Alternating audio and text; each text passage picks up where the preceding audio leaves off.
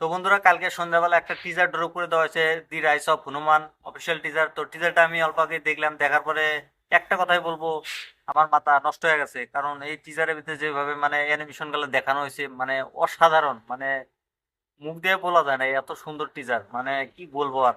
তো টিজারটার বিষয়ে আমি আলোচনা করব।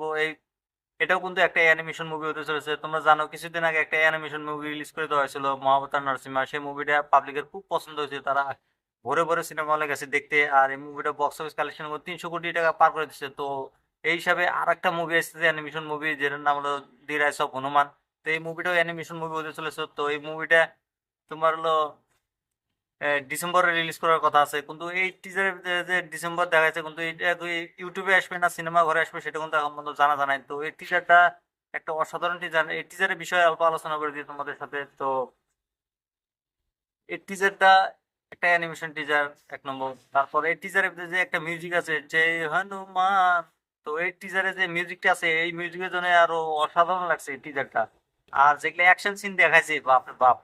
যখন মানে হনুমানের তো বডি সডি গদা টদা নিয়ে রেডি, মানে জাম্প করবো, শ্রীলঙ্কা যাব। তো জিম্বা জাম্প করে না, উড়িয়া জিম্বা যায়, ওই সিনটা আরো সেই সুন্দর সিন আছিল।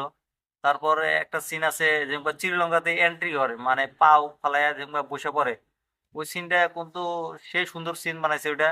তো শ্রীলঙ্কাতে যে পুরা তোড়ফোড় করতেছে, এগুলা দেখাইতেছে, ফাইট সিন গুলো দেখাইতেছে, একটা ভিলেনে কিভাবে মারতেছে। তো ওই সিনটাও খুব সুন্দরভাবে দেখাইছে।